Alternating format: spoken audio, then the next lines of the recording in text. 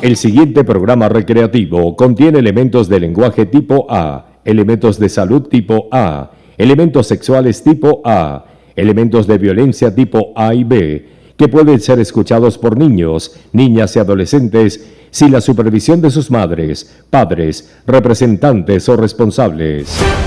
RQ910 AM Center, La Vallenata presenta Aquí se habla legal radio. Inicia tu semana bien informado, actualizado con temas jurídicos de interés ciudadano en compañía de dos profesionales del derecho, María Angélica Betancourt y Rafael Armando Rodríguez. Ellos escucharán y resolverán tus dudas de una manera sencilla, siempre buscando la solución jurídica más justa.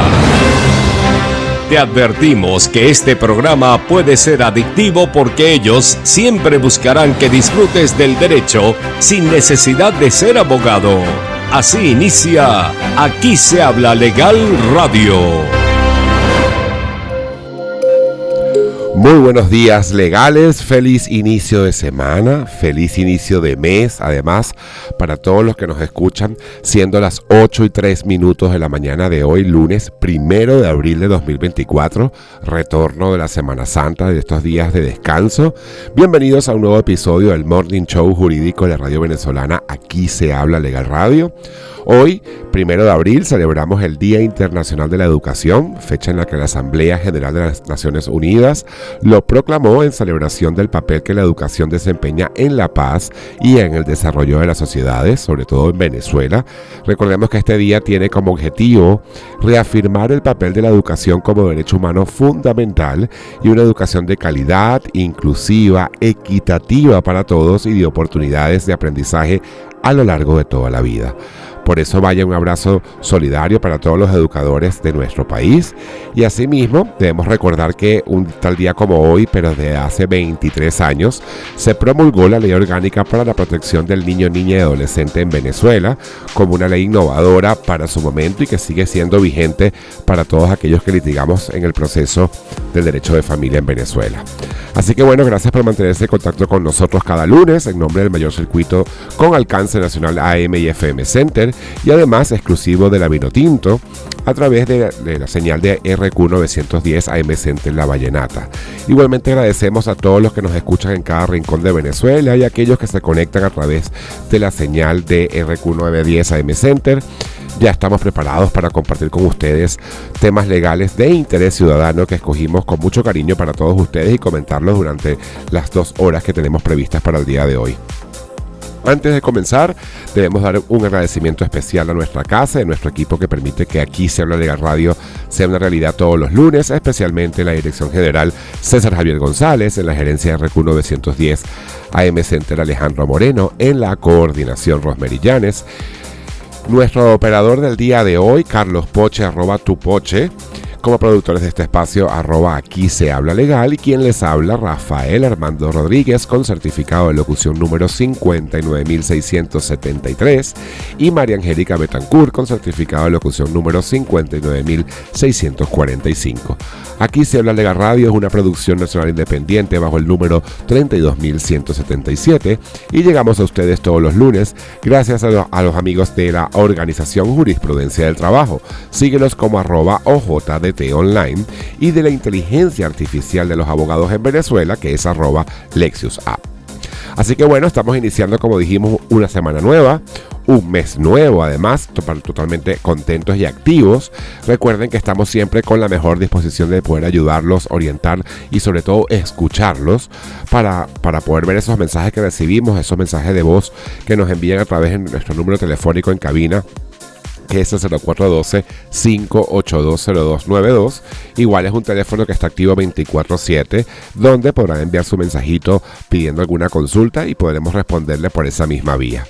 Igual creo que es importante que se animen a llamar y sean parte de la sección favorita de nuestros oyentes, que como es Cuéntanos tu caso. Les recordamos además, estamos en todas las plataformas digitales, en nuestras redes sociales como @aquí se habla legal.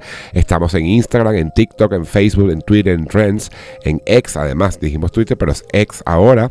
Y además de eso, también recomendamos seguir la cuenta en nuestra casa, que es @RQ910 AM Center.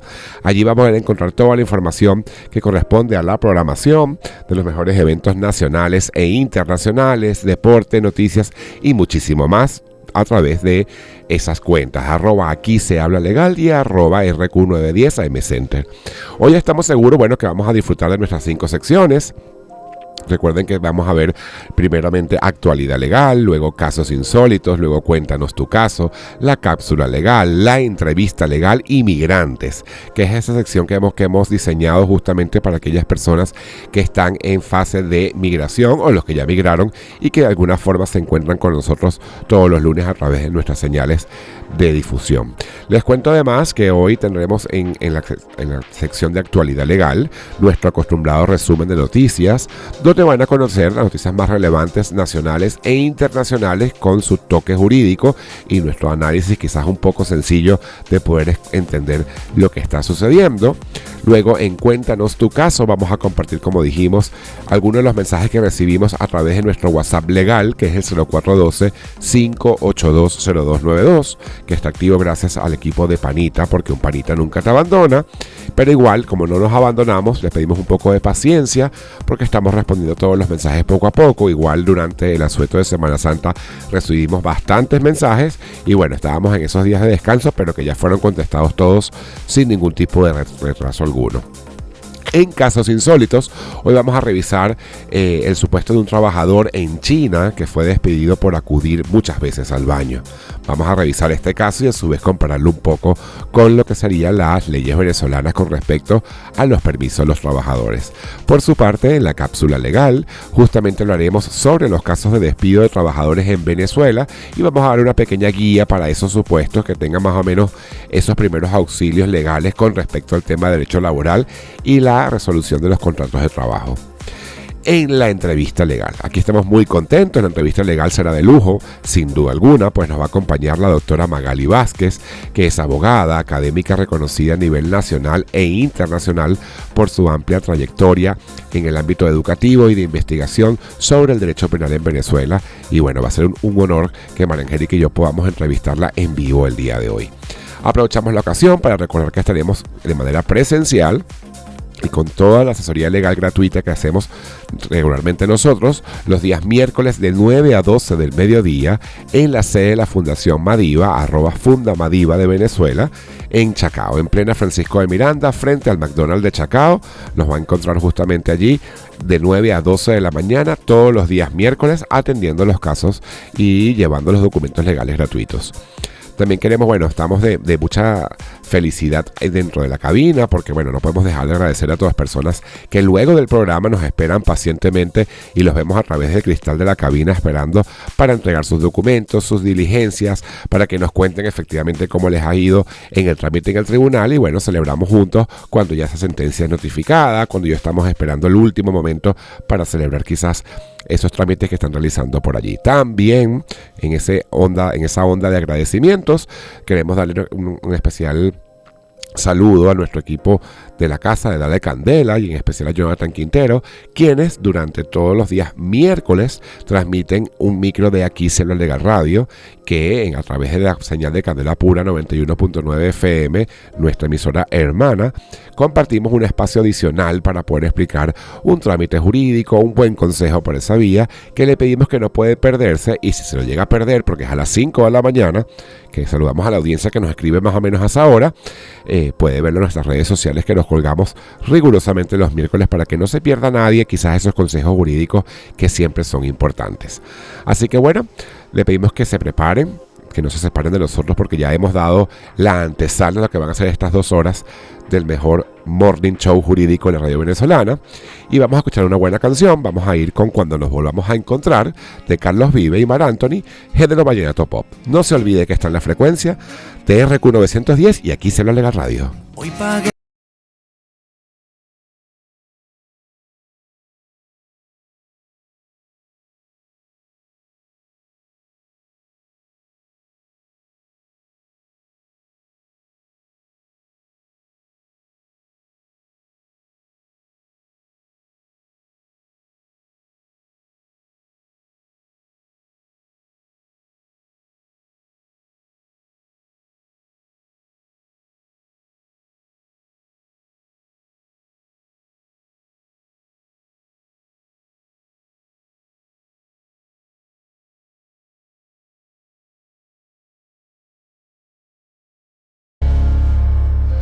Saludos a todos los que se conectan a las 8 y 16 minutos a la frecuencia RQ 910 y por la web del Circuito Nacional de AM y FM Center. Recuerden que el episodio de todos los lunes viene cargado con muchísima información, especialmente dirigido a aquellos que les gusta vivir el derecho sin necesidad de ser abogados. Y sin necesidad de ser abogados siempre comentamos algunas cositas. Por ejemplo, estamos regresando de una Semana Santa. Ahí estamos viendo en televisión que todavía el operativo de Semana Santa Segura está activo. Y yo creo que todavía está activo, Poche, porque no había tanta cola hoy en la mañana para venir para acá. Creo que la gente todavía se está quedando un poquito más de lo debido en las costas y en los lugares donde pasaron estos días de Semana Santa. Además, bueno, importante destacar que se restringieron accesos a parques y monumentos naturales en algunos estados, como en Caracas y también en Valencia, justamente para prevenir los incendios forestales, que bueno, quien pudo viajar quizás estos días pudo darse cuenta de la cantidad de incendios forestales que están acabando un poco con la área verde que tenemos allí. Y bueno, la alcaldía de Valencia no fue la excepción. Del estado Carabobo, pues informó que a partir del 29 queda restringido el acceso al público en general a los diferentes parques municipales, monumentos naturales y áreas de importancia ecológica ubicados en Valencia. Esto fue publicado a través de un decreto número DA 0018-2024 y se mantendrá mientras dure el periodo de alto riesgo de incendios. Así que es importante porque esto pareciera que es una cadena que se va generando en los lugares donde existen parques nacionales importantes. Y bueno, con la nueva directiva de parques es probable que esto se convierta como algo de mayor importancia para todos.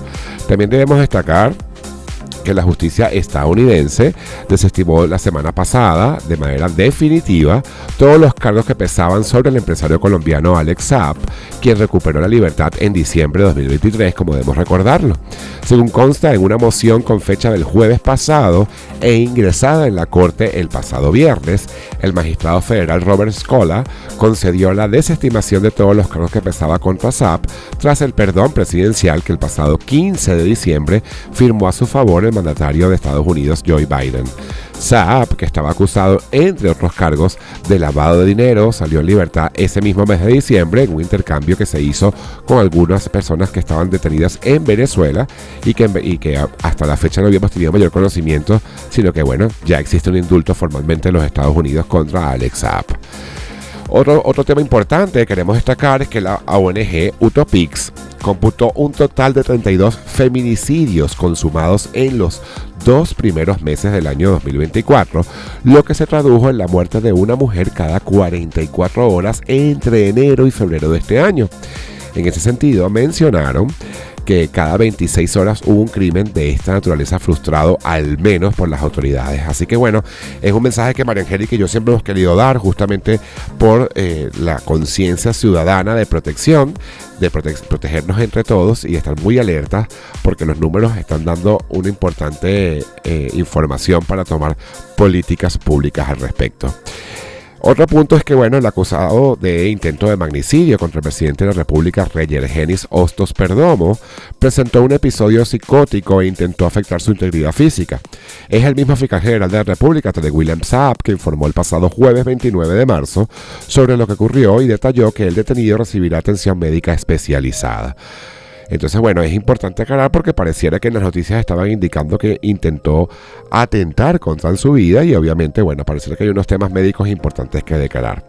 Con esto queremos recordar que Rocío San Miguel, según lo que informa el abogado Joel García, que la defensora tiene 50 días sin poder acceder a su defensa privada. Obviamente, bueno, unos temas de derechos humanos importantes y que fue o es la directora de la ONG Control Ciudadano, sigue a la espera de que sus abogados de confianza en este caso, frente al proceso, puedan tener acceso al expediente y a ella misma.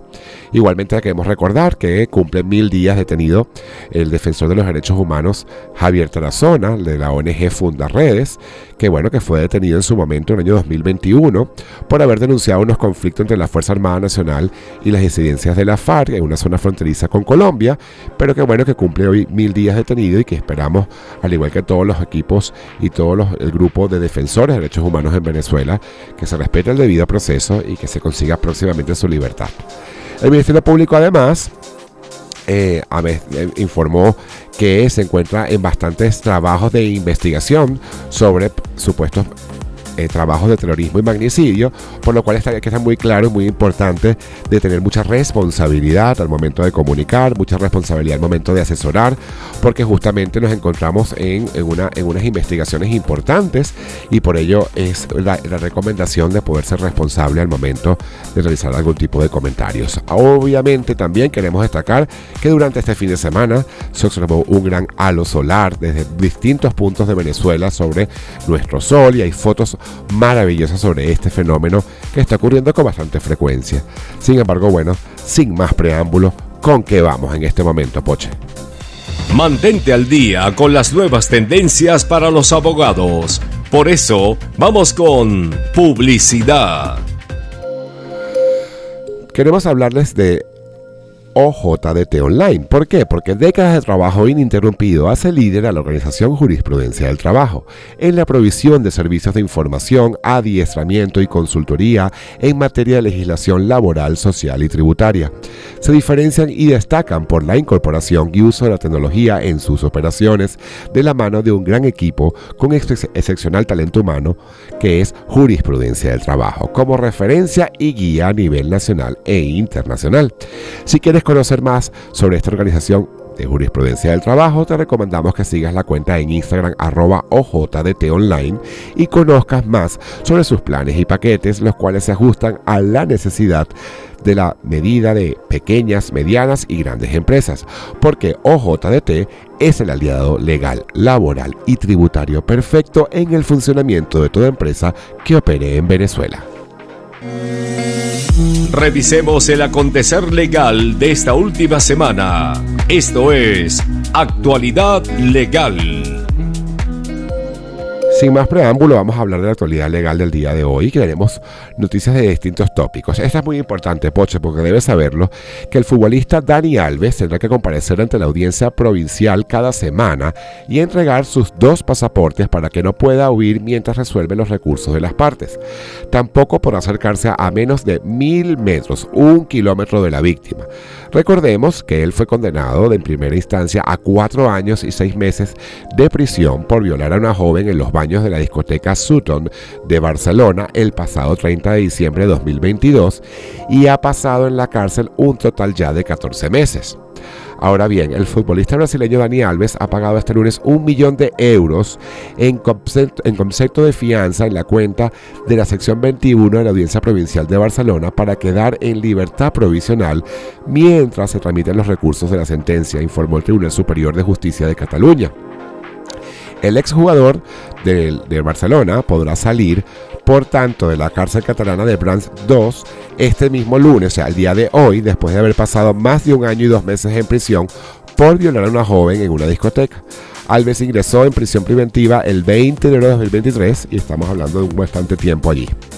Así que bueno, es un mensaje importante para la fanaticada, para justamente los seguidores de los niños y adolescentes que siguen, que bueno, que efectivamente el fútbol es deporte importante, pero que también la responsabilidad penal es sumamente importante.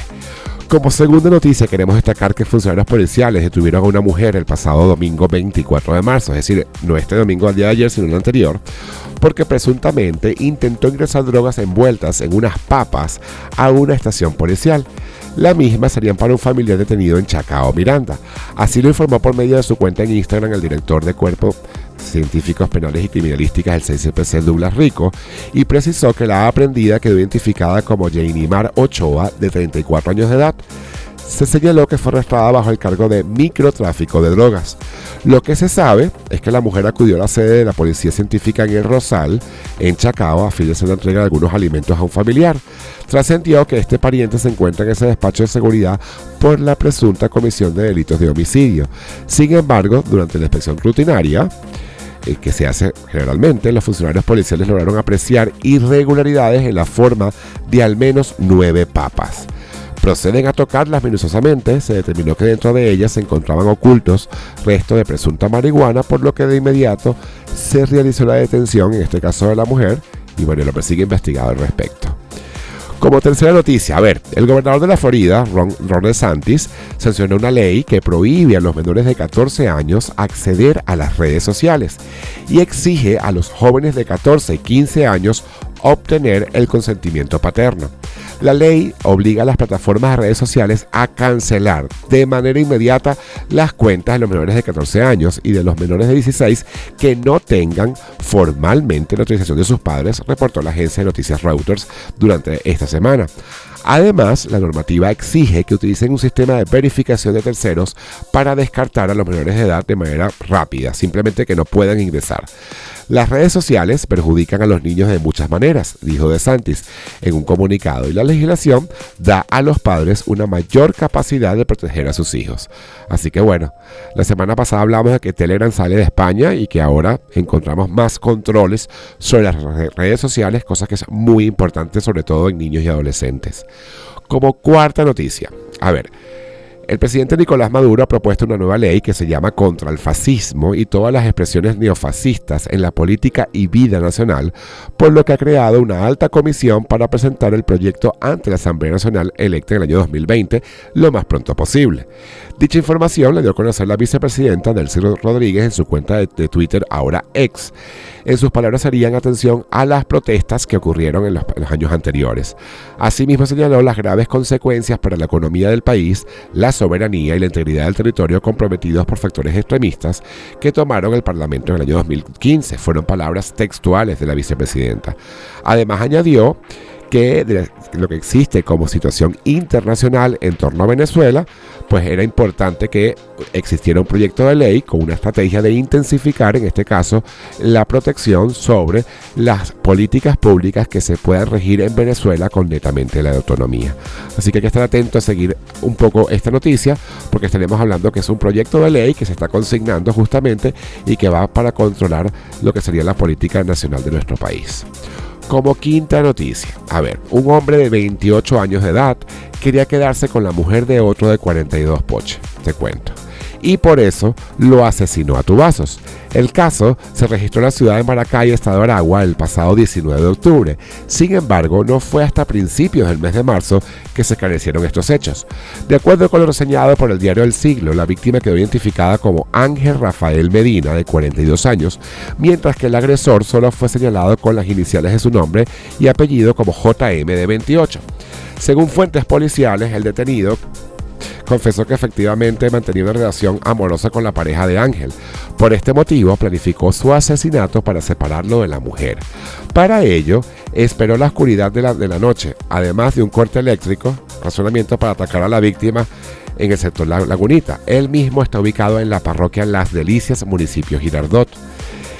Y al verlo caminando en una calle del sector, lo agredió con un tubo y le propinó múltiples golpes en distintas partes de su cuerpo.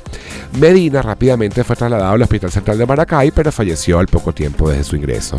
En tanto, la detención del homicida ocurrió en el sector El Carmen, parroquia Madre María de San José.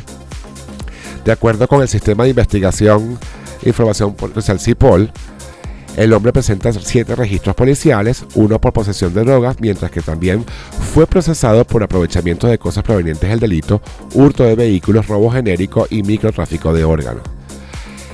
Como sexta noticia, el gobierno argentino decidió enviar guardamanes para proteger la embajada en Caracas, donde están refugiados 6 dirigentes cercanos a la líder opositora, en este caso, María Corina Machado. Así lo informaron en La Nación fuentes del Ministerio de Seguridad, que depende de Patricia Bullrich.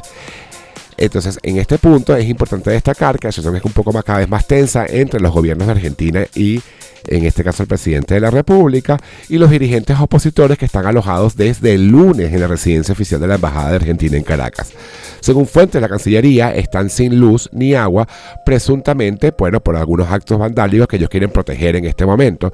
No sabemos la información cierta, al menos para este momento, y que contribuyeron justamente a dar un poco de seguridad a este espacio de la embajada.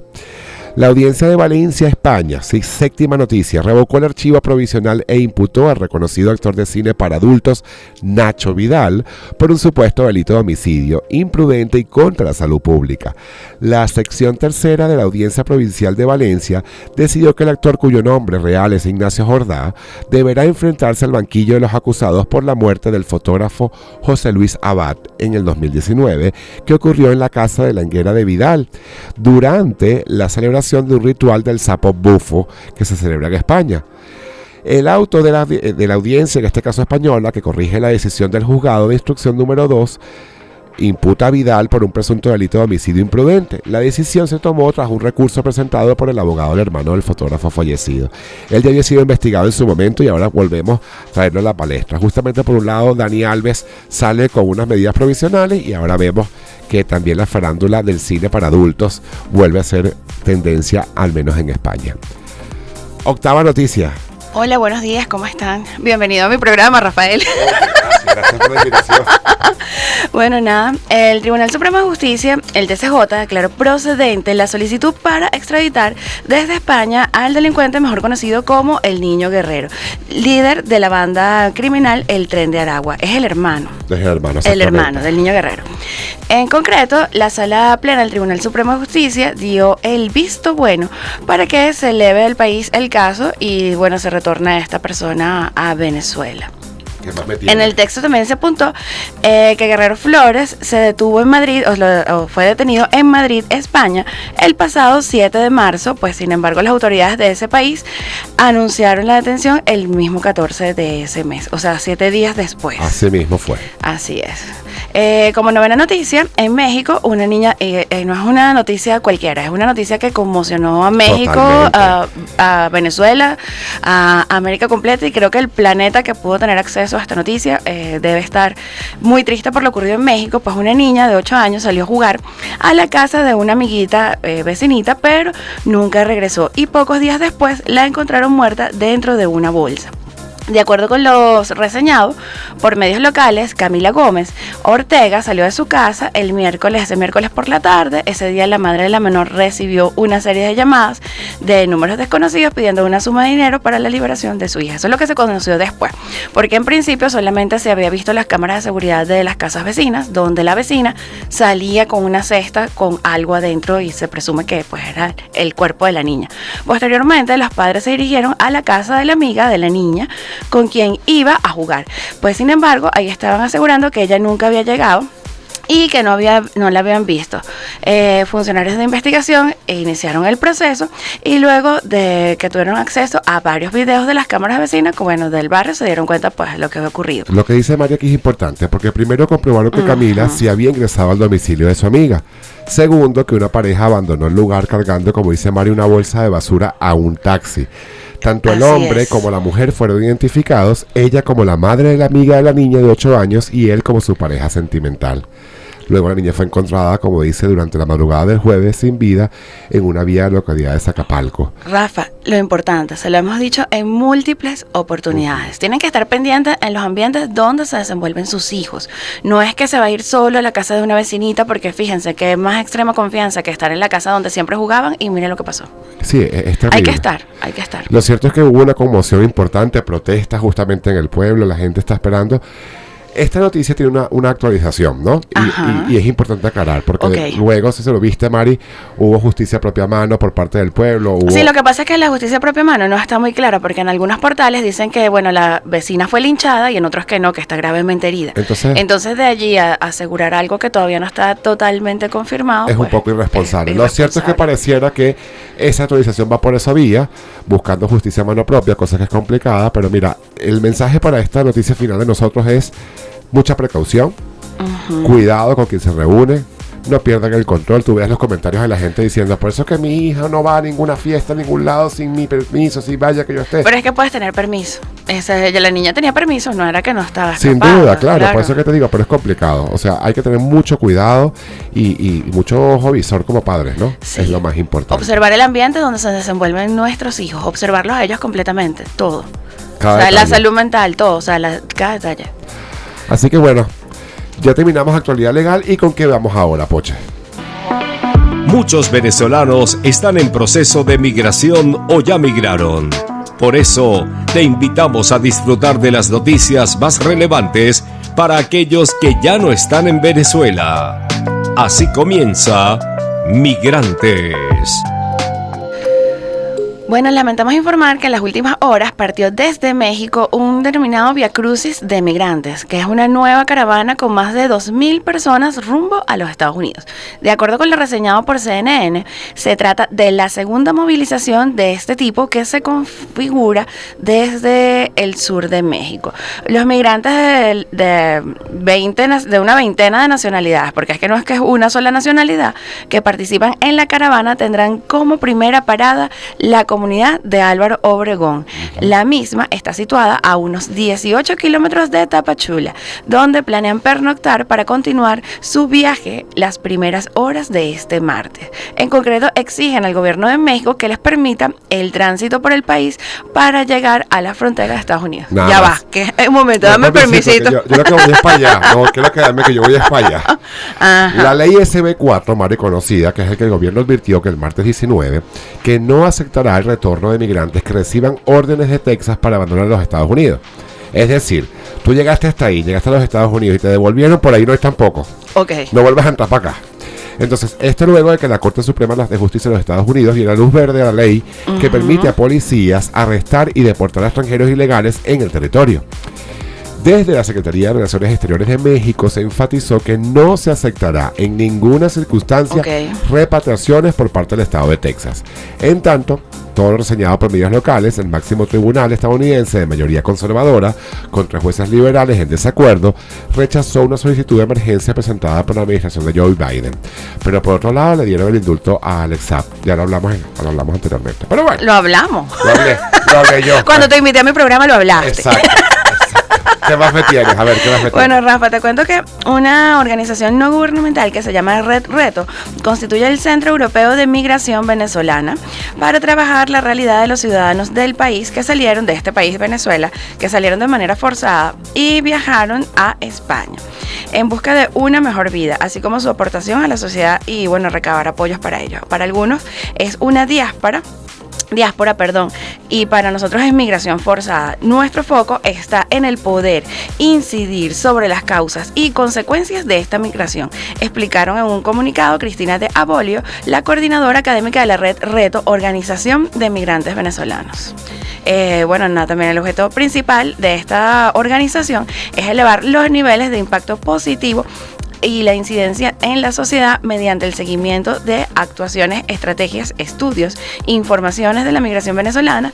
Y bueno, así fue que se detalló en un comunicado este pasado ¿Por qué jueves. hicimos esto? La semana pasada en Migrantes hablábamos de la tortura que se estaba convirtiendo en España poder obtener las consultas y las citas. Así es. Y por eso hoy trajimos... O sea, como de forma, vamos a decir, como en un hilo de cadena, esta ONG se está pronunciando sobre esto que está pasando, lo que no quiere decir que se haya solucionado. O sea, no se ha solucionado.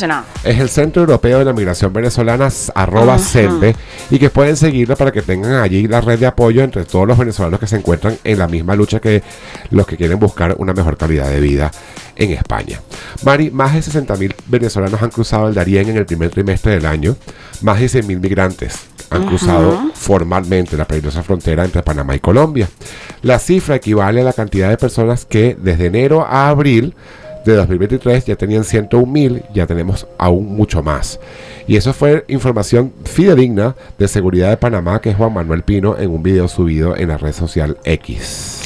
Así es, Rafa, tenemos que más de 600.000 migrantes, y escucha esta cifra, 600.000 migrantes han sido expulsados de Estados Unidos, así que esto no es una ruta para ingresar a ese país en los últimos 10 meses. Estados Unidos ha expulsado y devuelto en los últimos 10 meses a cerca de 600.000 extranjeros, en su mayoría migrantes que cruzaron por la frontera de Estados Unidos con México, informó el pasado viernes la Oficina de Aduanas y Protección Fronteriza. Entonces esto es importante, ya se lo hemos dicho, la selva no es una ruta.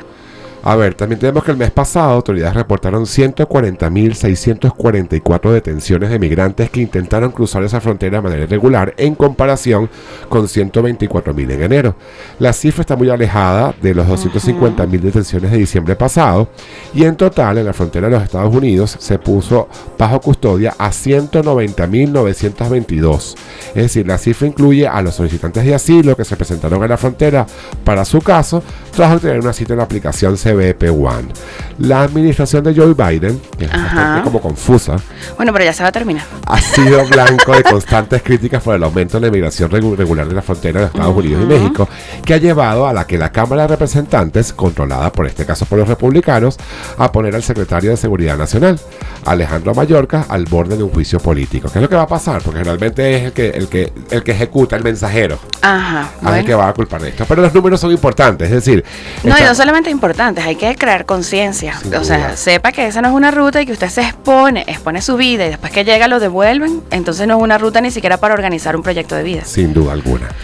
Bueno, amigos, son las 8:41 de la mañana. Estamos muy contentos porque ya está en cabina con nosotros aquí, preparada, nuestra gran querida doctora Magali Vázquez.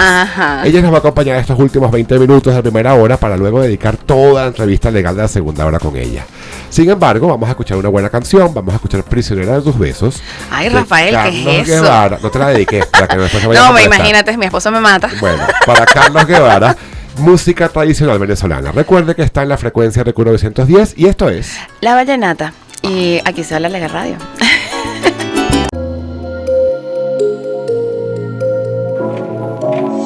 Leyenda urbana, mito o realidad.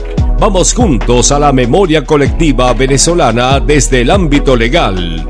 Esto es Casos Insólitos. un tribunal chino ha avalado el despido de un trabajador por pasar mucho tiempo en el baño durante su jornada laboral. Después de ser sometido a una cirugía por una enfermedad que tenía, este señor chino tuvo un... ¿Qué pasó con este señor chino, Rafael? Mira, el Tribunal Superior de China respaldó este miércoles el despido de un empleado que pasaba un tiempo excesivo en el baño durante su jornada laboral, después, como dices tú, de haber sido sometido a una cirugía por una enfermedad anorrectal. Ok.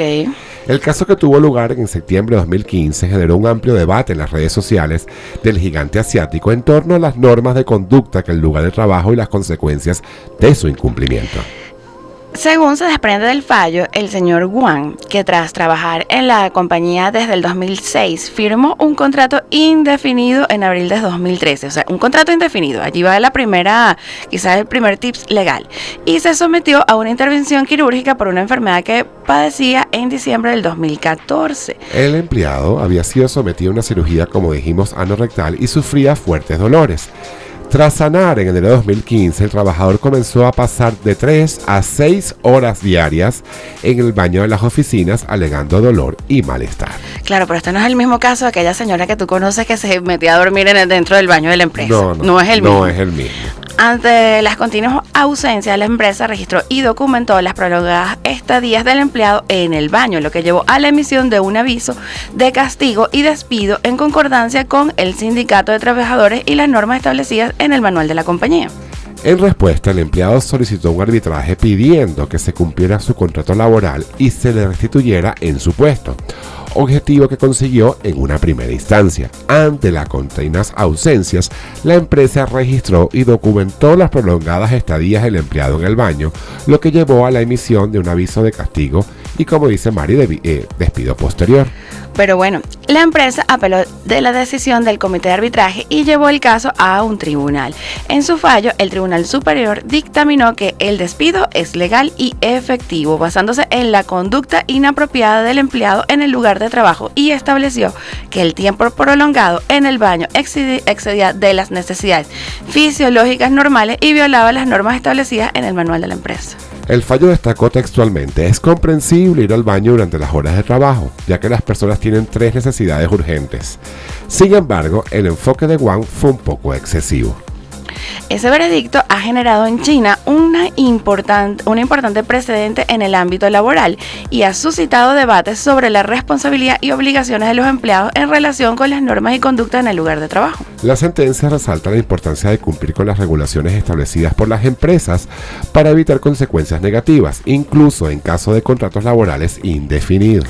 En las redes sociales del país asiático, donde la noticia escaló a la posición más alta de las listas de relevancia, se generaron debates y encuestas sobre el tiempo estimado de visita de los trabajadores a los baños. ¿Qué piensas, amiga? Bueno, nosotros hemos visto ese caso aquí, eso no es un caso así que muy Pero insólito. no, Aquí, no, bueno. 8 horas de trabajo y 6 en el baño. Ojo, pero la señora se acostaba a dormir en el baño. Sí, no es probable. Ajá. Bueno, No es probable. Ocurrió. Bueno, yo no la veía porque no me llevo. Ajá, pero tú, exacto, la señora se cerraba ahí, Sí, pero me dice que estaba tú durmiendo y te tampoco, creo. o sea, cuando fuiste a hacer la calificación de despido, eso se quedó ahí, o sea, no fue que fue tan Sí, rápido. pero Mari, yo quería como destacar el tema comparado, ¿no? O sea, estas cosas pueden pasar en países como como en China, pero aquí yo creo que hay un término de incapacidad. O sea, tú puedes ir al Seguro Social, buscar que estaba incapacitado, sea por mala praxis de superación o lo que haya sucedido. Bueno, habría que ver cómo son esas leyes en China para incapacitarse. Bueno, me imagino si que era sí. una enfermedad también, cómo fue esa enfermedad, cómo surgió, si era ocupacional, derivada Sí, del porque trabajo. la verdad es que siempre hemos hablado en el programa que cuando tienes un problema médico de salud, no puedes ser despedido. O sea, obviamente que no. Y esto era un tema médico, ¿no? La cosa es que yo no sé, habría que revisar si Claro, son las habría que ver, experticias, ¿sabes? exacto. Médicamente, si eso es probable o no es probable. ¿Cómo fue el tema de las pruebas? Quizás también preguntaron a un experto y el experto dijeron, no, esta señora está durmiendo. Bueno, pero también pudo haber sido mal operado. Te cuento, pudo haber sido mal operado. Él manifestaba dolor y molestia, pues. Ahora, lo importante acá es recordar que en Venezuela, a pesar de que puede ser muy poco lo que se percibe, hay un Ajá. seguro social. Obligatorio. Obligatorio. además. Obligatorio. Hay hasta un pago que se hace del FAO, que para que la gente cuando pueda entrar en un momento de retiro. Hay un tema de incapacidad ante el seguro social, donde usted le van a seguir pagando su sueldo de alguna forma si usted no puede seguir trabajando. De forma justificada, pero tienes que seguir el proceso, tienes que ir al hospital que te va a dar el récipe avalado por el Seguro Social, no es cualquier Luego proceso. voltearse a ver si hay un caso de mala praxis con el médico, esa operación, con la doctora que tenemos acá. Además podemos hablar también de eso, imagínense. Hay muchas alternativas. Lo cierto es que sí, esto creó una tendencia importante en el país asiático, porque bueno, intentábamos ver los comentarios y la gente decía, bueno, ahora me van a medir el tiempo en el baño. Pero ojo, de 3 a 6 horas, de una jornada laboral de 8 horas. O sea, hay que y ver no la cara. solamente eso, ya, si ese señor tenía tanto tiempo, tenían que haberlo ido a buscar en ambulancia, ¿no crees tú? ¿Estaba deshidratado o estaba así, moribundo? O sea, no lo sé, es como complicado. Ajá. O bueno, capaz que era su forma de hacer una huelga, pues. Una huelga de crees? baño, claro, también todo puede pasar en esta vida. Pero será, no se llevaba ni la computadora Ojo. ni nada. O sea, a lo mejor podía estar en el baño, pero podía haberse llevado la computadora. Tuviste 2 puntos importantes. Era un contrato a tiempo indeterminado. Sí, claro. Y lo que también queríamos destacar que llevaba desde el año 2015 trabajando con ellos, es decir, 7 años. Lo que quiere decir que en China los contratos a tiempo indeterminado, tampoco laborales, se terminan así de fácil, Sí. porque viste que tuvieron que ir a su tribunal y seguir varios procesos. Y que iniciaron por un tema de arbitraje previo, así como extrajudicial, y lo llevaron después para el tribunal. Mira, ¿tú conoces a un abogado chino? No, conozco puro restaurante chino. Eso sí los tengo Ay. todos. Bueno, Rafa. Todos los restaurantes chinos que tú Hay que buscar quieras. un abogado chino para que nos explique un poco cómo es el tema Claro. del derecho laboral. Está bien, Ah. es interesante. Tarea para el próximo lunes, amiga. Ok, está bien. ¿Con qué vamos, Un Focho? abogado chino, por favor.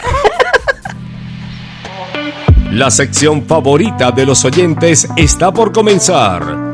Deja tu mensaje de voz en el WhatsApp legal y ellos aclararán tus dudas. Llegó el momento de escuchar. Cuéntanos tu caso. Buenos días, señor Rafael. Mire, yo ya tengo 21 años, ya voy para 22 años separada de que era mi esposo.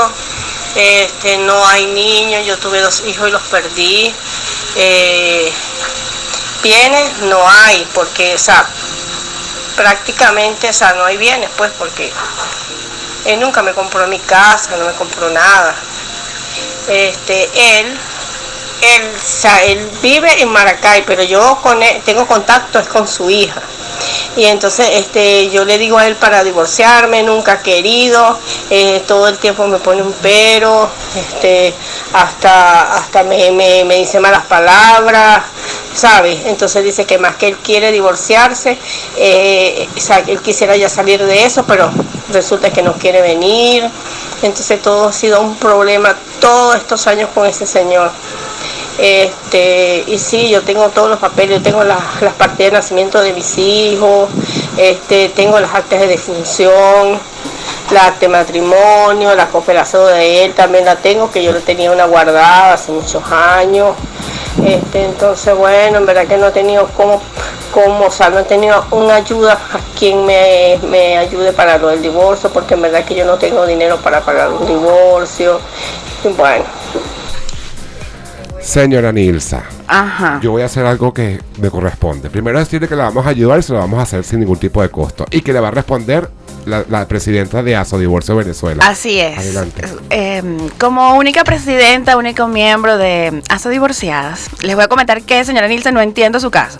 ¿Cómo es eso? Sí. ¿Cómo es eso que tuvo 2 hijos que los perdió, pero luego tiene todas las partidas de nacimiento de todos los hijos? Y de las actas de defunción. Y las actas de pues, defunción, exactamente. Claro. Entonces, para empezar, hay que aclarar ese punto. Solo lo vamos a poder aclarar viendo los documentos. Entonces, por esa misma vía que le escribió al señor Rafael y le mandó esta nota de voz al señor Rafael, nos va a enviar todos los documentos.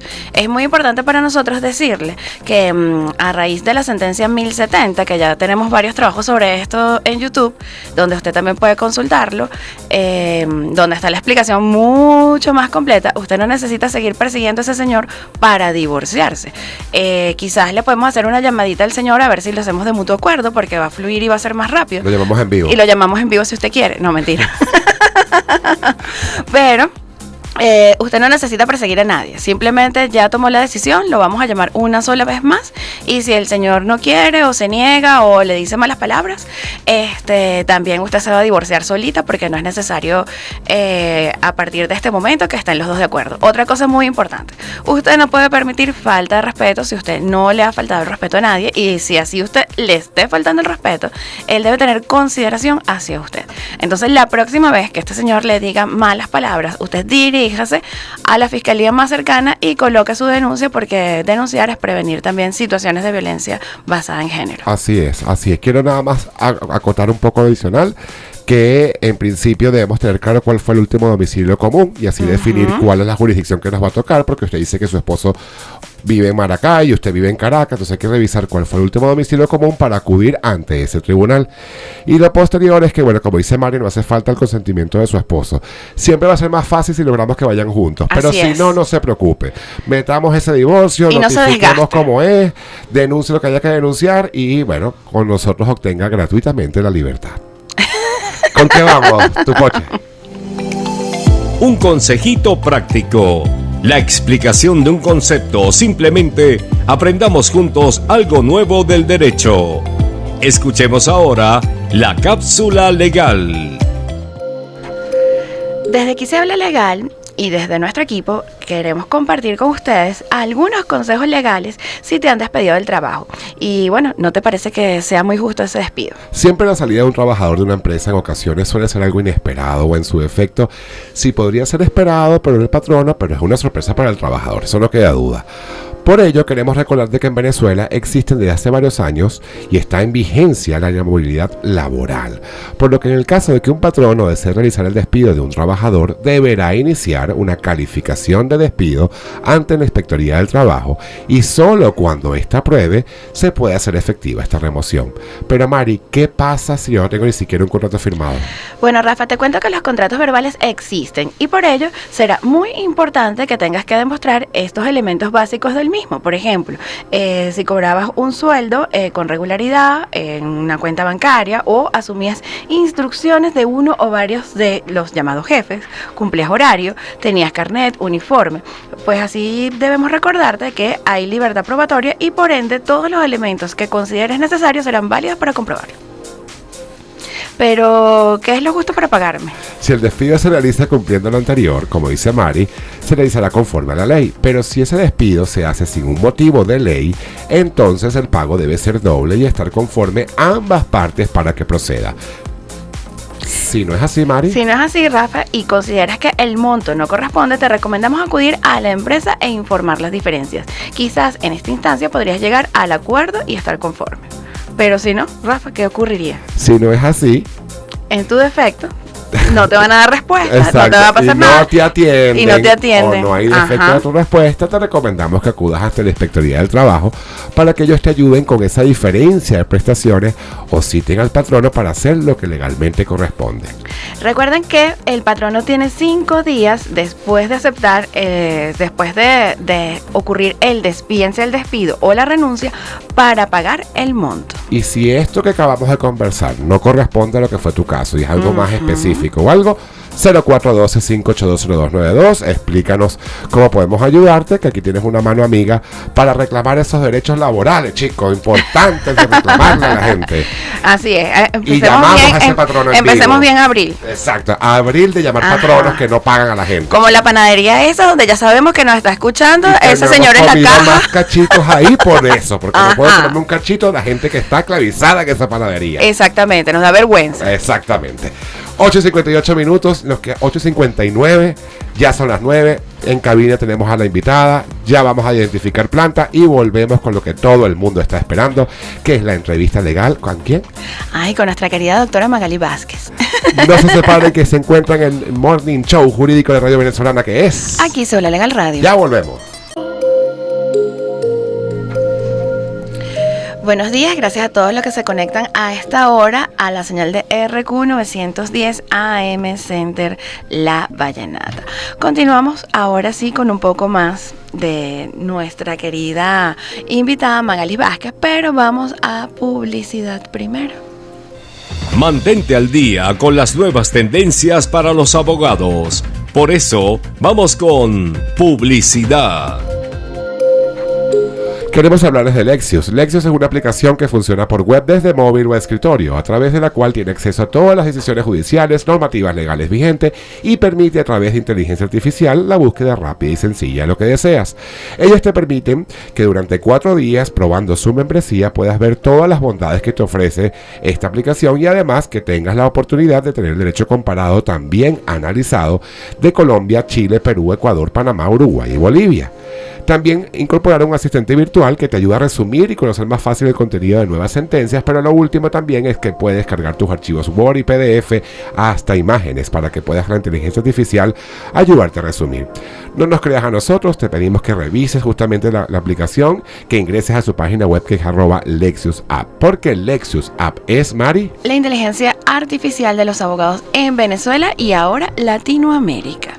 Ahora sí, Rafa, estamos muy contentos. ¿Con qué vamos? Ajá, Poche, ¿con qué vamos? Llegó la hora de conocer un nuevo protagonista de este episodio, un profesional del derecho que nos mostrará su visión de las leyes desde su enfoque. Así comienza la entrevista legal. La doctora Magali Vázquez es abogada de la Universidad Católica Andrés Bello. Es doctora en Derecho de la Universidad Católica Andrés Bello también. Tiene una especialización en Ciencias Penales y Criminológicas de la Universidad Católica también, y en Ciencias Penales y Criminológicas también de la Universidad Central de Venezuela. Es la jefa de Cátedra de Derecho Procesal Penal de la Escuela de Derecho de la Universidad Católica Andrés Bello. Es profesora de posgrado y pregrado. Es directora académica de la revista académica digital Multijurídica al Día Actual, investigadora en la Universidad Iberoamericana de México. Tiene libros publicados, trabajos publicados, obras colectivas, 25 artículos en revistas arbitradas y otras publicaciones que suman varias. Muchísimas. Formalmente, bienvenida doctora Magali Vázquez, aquí se habla Legal Radio. Es un honor, doctora, un honor, se lo juramos. Muchas gracias, Mari y Rafael, por la oportunidad, pues la invitación para acompañarles en la mañana de hoy.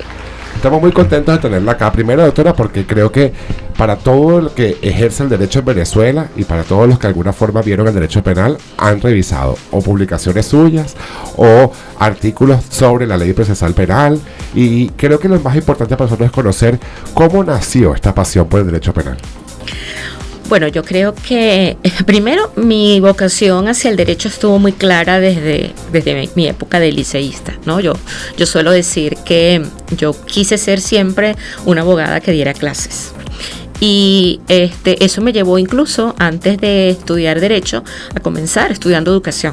Yo me inicio en la UCAP estudiando Educación, solo que me equivoqué de mención, porque yo pensaba que en la mención que había escogido me iban a enseñar a dar clases. La mención que yo escogí era Educación, Ciencias Pedagógicas, y yo me dejé llevar por el nombre y supuse pues que ahí yo iba a aprender a dar clases. Pero resulta que no, resulta que esa mención forma gerentes, o sea, forma licenciados en educación para gerenciar instituciones educativas. Y bueno, ya estando en la carrera, resolví terminar el primer año, pues porque no iba a abandonar en la primera semana de clases.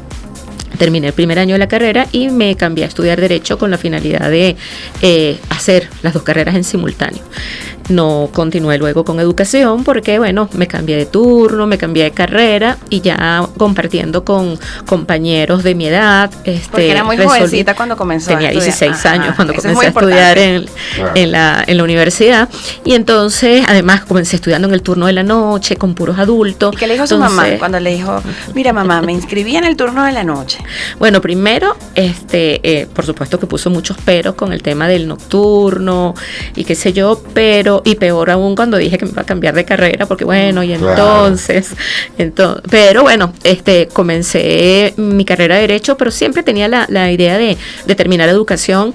No lo hice, pero como me dijo una profesora muchísimos años después, me dice, lo que ibas a aprender en esa mención lo has aprendido en la práctica. Sin duda. Que es gerenciar instituciones de educación, en este caso educación superior. Yo, bueno, comencé Derecho y siempre estuve clara que yo quería ser abogada penalista. Todas mis materias electivas que pude escoger durante la carrera estaban orientadas hacia el área del derecho penal. Es más, en segundo año de la carrera yo recuerdo que yo me sentía como incómoda con lo que era derecho penal general, un poco porque uno quería verle como el queso a la tostada. Claro. Quizás yo suponía que ya en derecho penal general me iban a enseñar una cantidad de cosas que luego entendí, pues las iba a aprender, era en derecho procesal penal. Pero ya cuando concluí el tercer año de la carrera, resolví cambiarme para el turno nocturno con la finalidad de comenzar a trabajar, porque me aterraba graduarme y no haber pisado un tribunal, no haber tenido contacto con lo que era el ejercicio del derecho. Yo había tenido una propuesta muy buena de trabajo cuando estaba concluyendo el tercer año, y era en una institución financiera. Además me ofrecían una excelente remuneración para ese momento, siendo yo estudiante y joven. Y recuerdo que cuando fui a la entrevista con el consultor jurídico y me preguntó, bueno, vio mis calificaciones y me preguntó si me gustaba el derecho mercantil, y yo le dije que no. Entonces, y me dice, además tenía muy buenas notas, pero me dice, bueno, pero está postulándose para una institución que obviamente el área que se dedica es esa, ¿no? Y yo, sí, bueno, yo tengo toda la mejor disposición, pero no es el área que a mí en la que me gustaría especializarme. Lo cierto es que me seleccionaron, pero coincidió con que una amiga me dijo que en un tribunal penal en el que ya estaba haciendo unas pasantías necesitaban un escribiente. Y bueno, yo no lo pensé 2 veces, fui al tribunal y resolví dejar el trabajo en la institución financiera por irme al tribunal, ganando la cuarta parte de lo que me estaban ofreciendo en el otro sitio. Pero era el área que me gustaba, ¿no? Entonces ya en cuarto año pues comencé a combinar los estudios en el turno nocturno con mi trabajo en un tribunal superior penal, en el que, bueno, aprendí muchísimo, y al juez que estaba a cargo, que estaba responsable del tribunal, que además fue mi profesor luego en quinto año de la carrera, pues yo siento que le debo gran parte de mi formación. Incluso me permitió comenzar a poner en práctica mi inclinación a la docencia, porque comencé como su preparadora y una vez graduada pues como su asistente de cátedra, y eso me abrió las puertas a comenzar a dar clases en la universidad. Entonces siempre me gustó, estuve muy clara que era lo que yo quería hacer, y bueno, la vida me ha permitido efectivamente poder hacerlo real con todas las opciones que me ha ofrecido y que he tratado de aprovechar al máximo. Doctora, fue la directora de la Escuela de Derecho más joven. ¿Cómo es ese tránsito de un tribunal penal a la consultoría jurídica de la Asamblea Nacional y luego a la dirección de la Escuela de Derecho? Bueno, del Congreso, porque todavía yo efectivamente cuando estuve en el tribunal participé en un concurso de oposición que convocó el Congreso de la República para el cargo de abogado. Estaban buscando abogados para iniciarlos en la carrera legislativa y abrieron un concurso en el que participamos 1,000 personas para escoger a 6 abogados. Wow. ¿No? Obviamente teníamos que ser abogados recién graduados. El requisito era que teníamos que tener menos de 5 años de graduado. Yo me apliqué al concurso y quedé en segundo lugar y bueno, eso obviamente también, si tuviese que decir qué cosas marcaron mi vida, bueno, por una parte el trabajo en el tribunal y luego la estancia en el Congreso, porque en el Congreso estuve efectivamente 5 años, o sea, relativamente poco tiempo, pero muy bien vividos esos 5 años. En esos 5 años me vinculé a la comisión legislativa del Congreso, que era una especie de tercera cámara y que fue el órgano a quien le correspondió elaborar y aprobar el Código Orgánico Procesal Penal, del cual pues fui corredactora. Estando yo de reposo postnatal por el nacimiento de mi segundo hijo, me llama el decano de la Facultad de Derecho de la UCAP, el doctor Adán Febres Cordero, que había sido mi profesor de casación, y me propone asumir la dirección de la escuela. Que te hagan una propuesta como esa a los 29 años, y teniendo apenas en ese momento 6 años dando clase. Y de reposo postnatal, que no dice, claro, se acabó mi mundo, ahora tengo que ser mamá. Claro, ¿no? Y además yo ese mismo año, el año anterior, había ganado un concurso oposición en la Central para dar clases, entonces tenía la vida bastante complicada, pero obviamente era un honor el que me hiciera una propuesta como esa.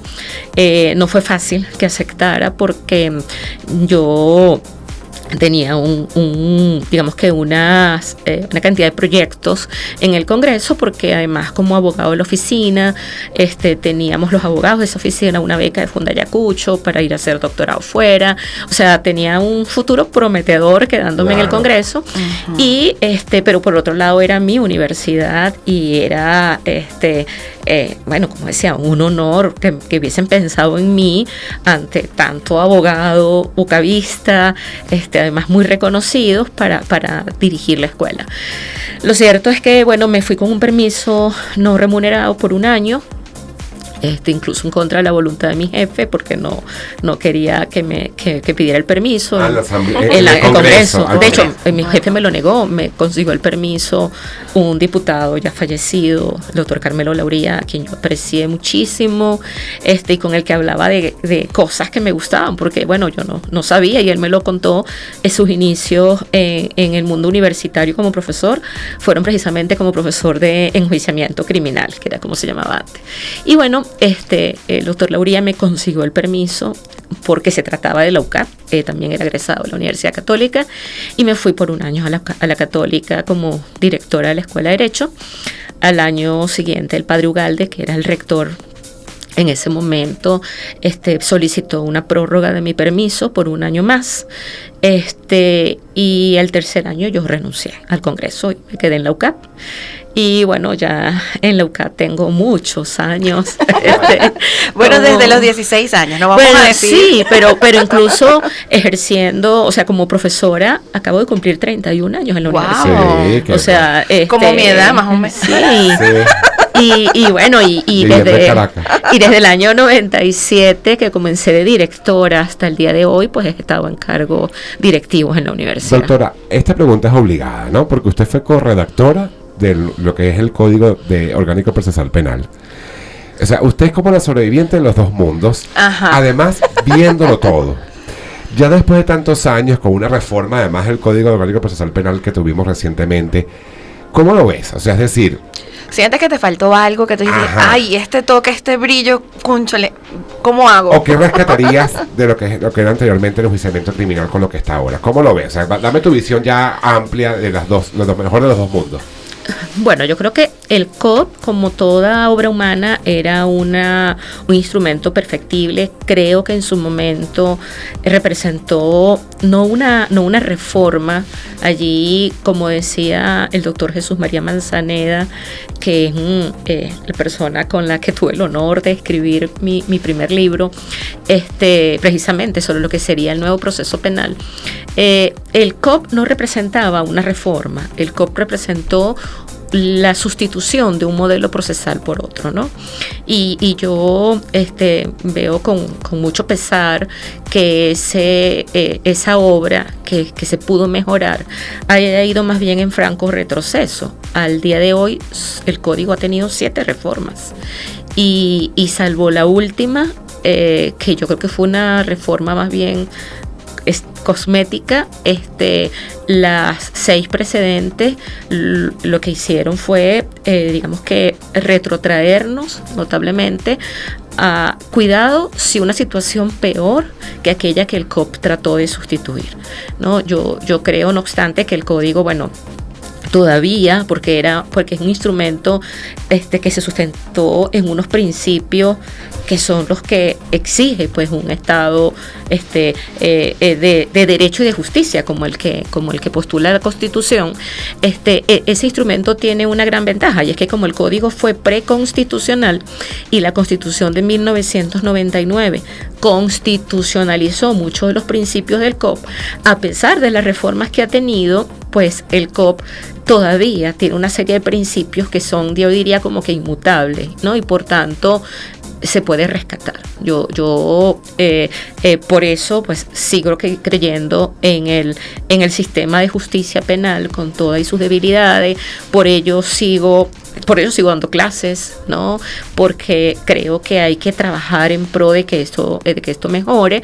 Y bueno, yo suelo decir que además este es un ejercicio de maternidad responsable, ¿no? Porque que comprueba aquello de que madre solo hay una, y efectivamente si yo fui la mamá del COP, y además siempre destaco y aclaro, el COP original de 1998, creo que lo justo es trabajar porque se puede rescatar en lo posible esa orientación original del COP. Lastimosamente yo no he tenido la oportunidad de participar en las reformas que se le han hecho, solamente en una de ellas, que fue junto con la del 2012, yo diría la más profunda que se le hizo en el año 2001. Se consultó a universidades, yo asistí por la UCAP a la asamblea, llevé propuestas, pero bueno, finalmente esas propuestas no se consideraron, porque bueno, la línea conductora de la reforma siempre ha ido en cuanto a, se ha orientado en cuanto al tema de la libertad, ¿no? En el proceso, y yo diría que en lugar de favorecerla, más bien limitarla. Pero bueno, hay que trabajar, como digo, para rescatar esa concepción original, porque bueno, nuestro país se merece un sistema de justicia penal pues adaptado a los tiempos que corren, garantista, en el que se asegure justicia para la víctima por una parte, pero también para quien ha cometido un delito, porque al final del día pues el que haya un proceso que respete todas las garantías y al término del cual se imponga, si es que se demuestra la culpabilidad, la pena que corresponda, es un acto de justicia, claro, ¿no? Entonces yo sigo creyendo en eso, y bueno, por eso sigo en ese apostolado, si se quiere, de bueno, cada vez que puedo participar en una conferencia, tratar esos temas y seguirlo haciendo desde mi rol de profesora universitaria. ¿Usted cree que ese es un hijo que está adolescente ahorita, o que ya está maduro y está como portándose mal?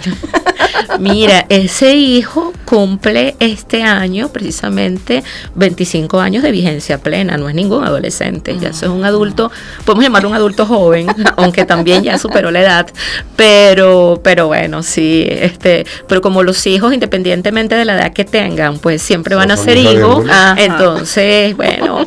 Doctora, la existencia de los jurados y escabinos fue algo que para muchos que no eran abogados les pareció una innovación interesante, y luego se fue descantando al punto de que ya no existe en el código.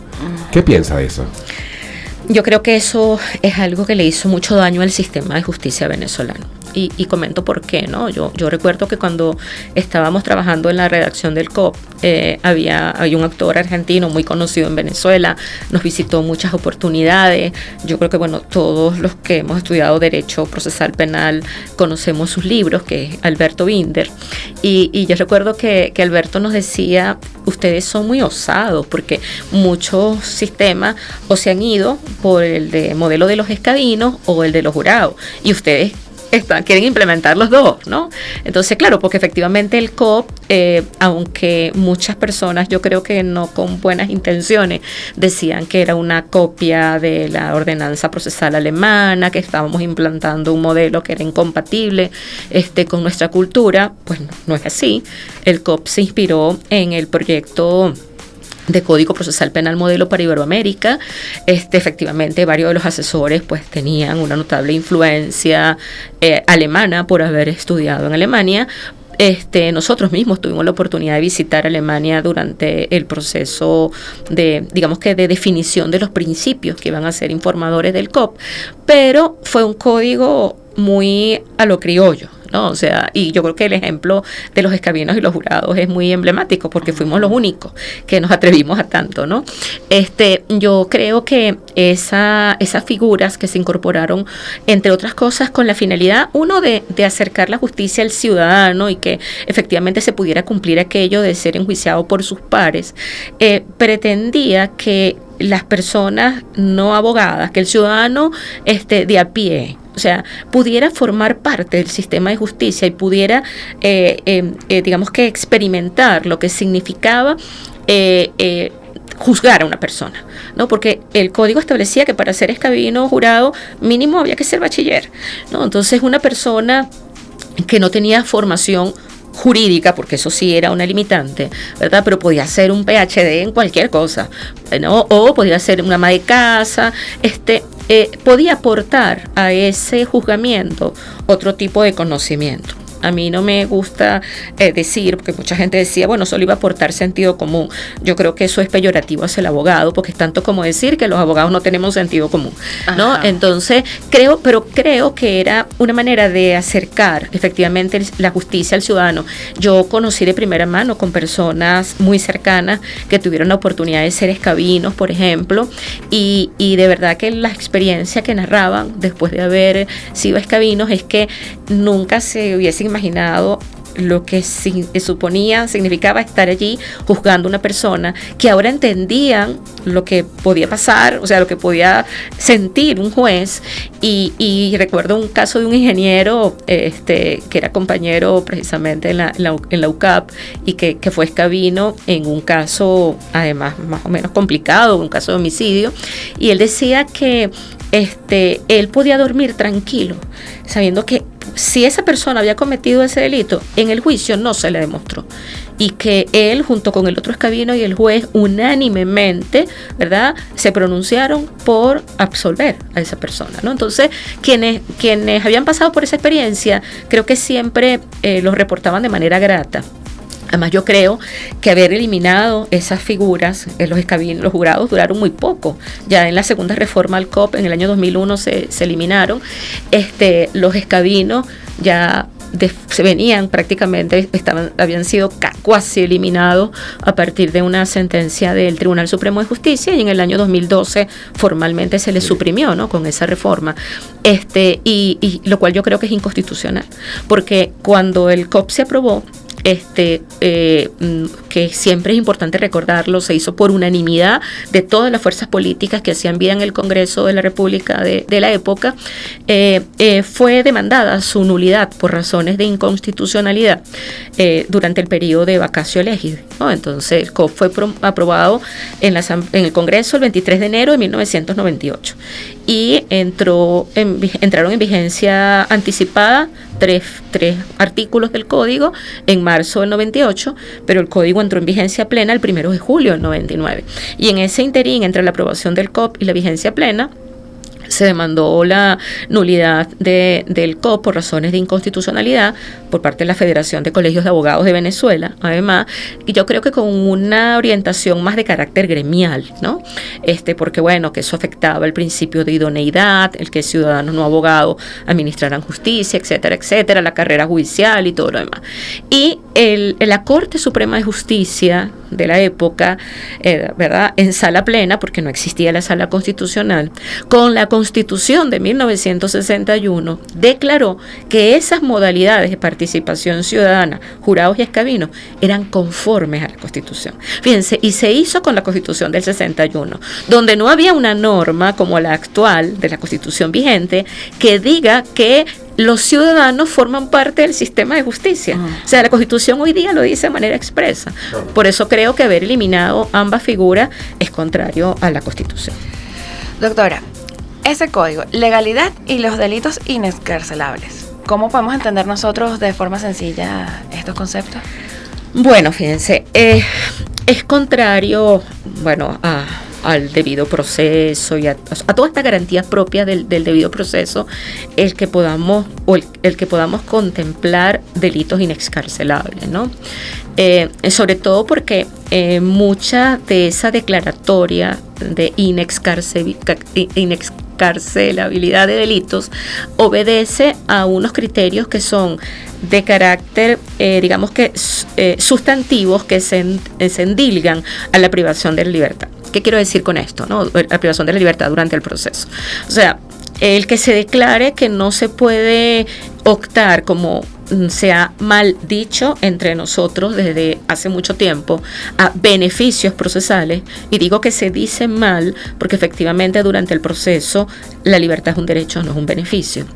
Entonces, cuando se prohíben esos mal llamados beneficios procesales, atendiendo a criterios como el quantum de la pena o a determinadas categorías de delitos, se está prejuzgando sobre la inocencia de una persona, porque si yo digo que esa persona no puede ser enjuiciada en libertad, ¿verdad?, por la pena o por el tipo de delito, es porque yo tengo un prejuicio de culpabilidad en relación con esa persona. Y eso afecta, por supuesto, la presunción de inocencia. Por eso es que en fase de ejecución penal yo creo que sí podemos hablar de beneficio, porque ya fue desvirtuada la presunción de inocencia. Entonces, yo creo que el código, y así el código lo contempló en su versión original, no debería haber delitos inexcarcelables. Fíjense que el COP originalmente, y de alguna manera con la última reforma al código en el año 2021, se rescató esa orientación original. El COP establece el juzgamiento en libertad y contempla la posibilidad de que se pueda detener a una persona durante el proceso si hay un riesgo de fuga o si hay un riesgo de obstaculización. ¿Por qué? Porque si la persona se fuga o si la persona obstaculiza la investigación, no se va a poder establecer la verdad, que es el fin que se persigue con el proceso. Y entonces, si se revisa el código del 98, esa presunción de fuga no tenía como referencia un quantum punitivo, es decir, no importaba la pena. Una persona puede estar siendo procesada por homicidio, que es el delito que merece la pena más grave en Venezuela, y podía ser enjuiciada en libertad, ¿no? Salvo que se acreditara el riesgo de fuga o el riesgo de obstaculización. Eso se fue modificando en nuestro país, incluso por la vía de reformas sustantivas. Por ejemplo, en el año 2005, cuando se reforma por última vez el Código Penal, se incorporaron un famoso parágrafo que se incorporó a varios artículos del Código Penal, donde prohibía los beneficios procesales para esas categorías de delito. Que eso dio lugar, a huelgas de sangre en los penales venezolanos. Luego se demandó la nulidad de esa reforma. Finalmente la Sala Constitucional suspendió cautelarmente la aplicación de esos parágrafos, ¿verdad? Y el COP iba en la misma línea hasta que en el 2021 se reforma eliminando la parte que asociaba la presunción de fuga al quantum de pena, es decir, a que el delito mereciera pena de más de 10 años. Entonces yo creo que el fiscal, como director de la investigación, es el que está en condiciones de ponderar si en un caso concreto, independientemente de la pena que el delito merezca, porque puede ser que el delito merezca una pena relativamente baja, pero que la persona tiene los medios para fugarse y por lo tanto evitar que se logre el establecimiento de la verdad. Entonces, si eso es así, ¿verdad? No debe ser la pena lo determinante para que se pueda decretar la privación de la libertad. Entonces, yo diría que debe mantenerse en la práctica esa formulación original y que, bueno, la privación de la libertad sea efectivamente una excepción que aplique cuando el fiscal director de la investigación evalúe que efectivamente está acreditado un riesgo de fuga o de obstaculización y que eso pase, como es lógico, pues por el control de un juez. Claro.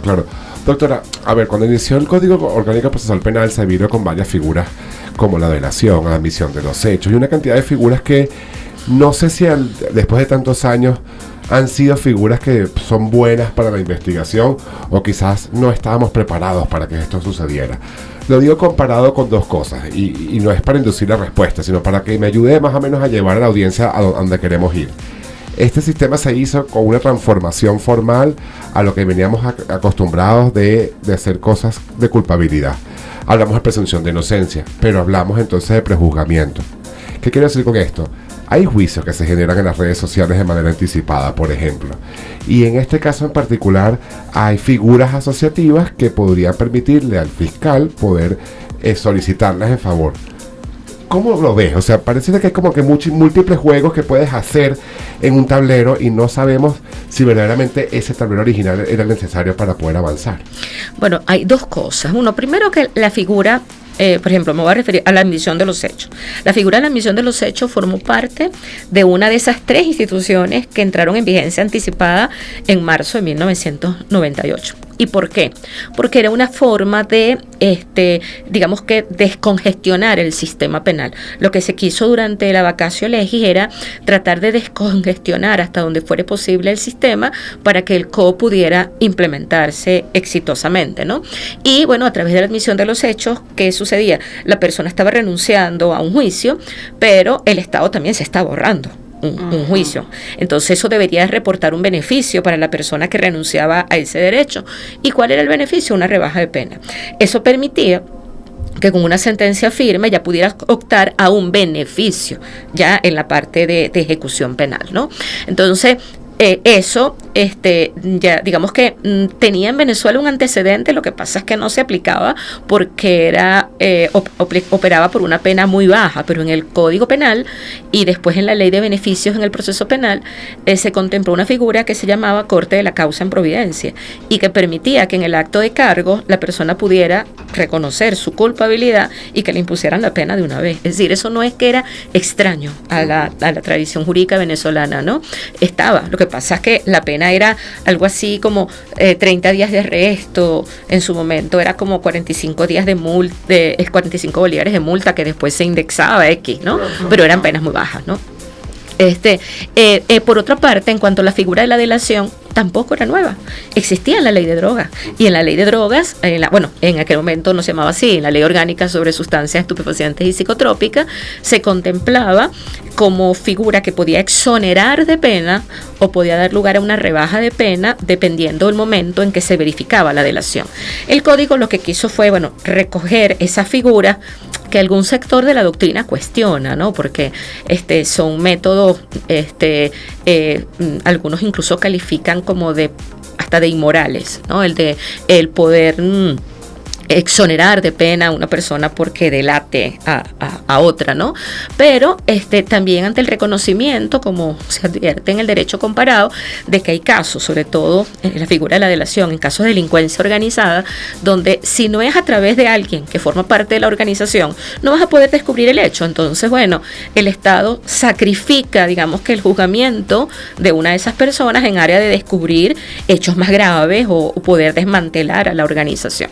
Pero fíjense que precisamente por las reformas que hemos tenido, el COP ha sufrido modificaciones incluso allí, porque en la versión original del COP, la figura de la delación daba lugar a que la persona no fuera acusada, ¿no? Eso se reformó desde el año 2001 para acá y hoy día el delator tiene derecho a que le rebajen la pena, siempre que la fiscalía considere que sus expectativas quedaron cubiertas, ¿no? Es decir, que dejó de ser una figura que eximía de pena a convertirse en una circunstancia atenuante.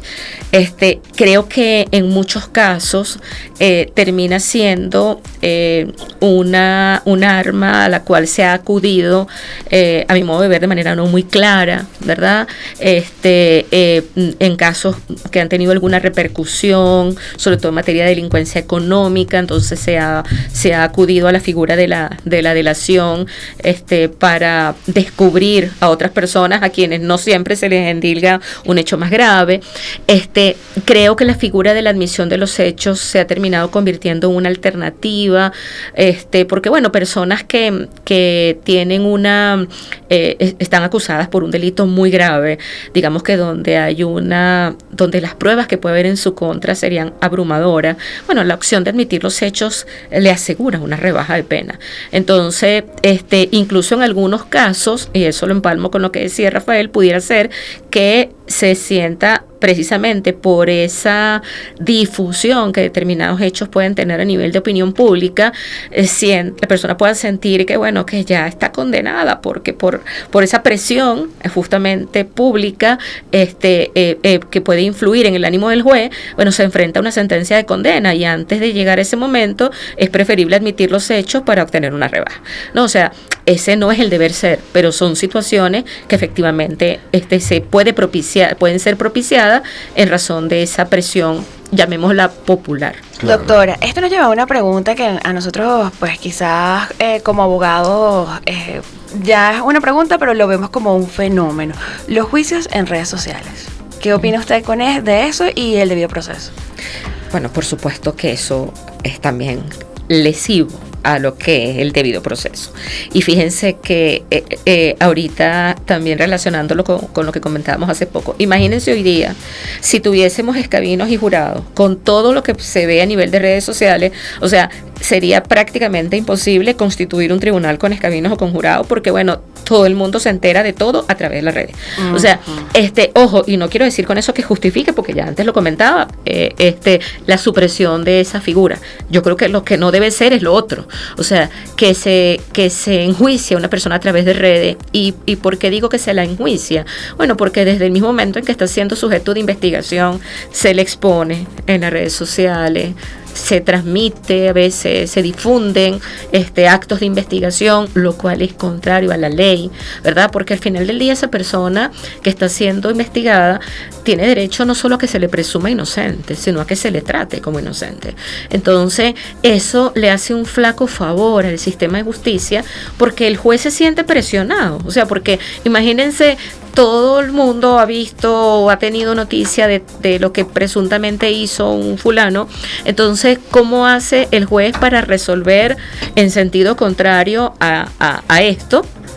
Si lo que se difunde a nivel de redes sociales es algo distinto, ¿no? Entonces, yo sí creo que esto tendría, no a través de una limitación en las redes, porque allí está en juego la libertad de expresión y la libertad de información.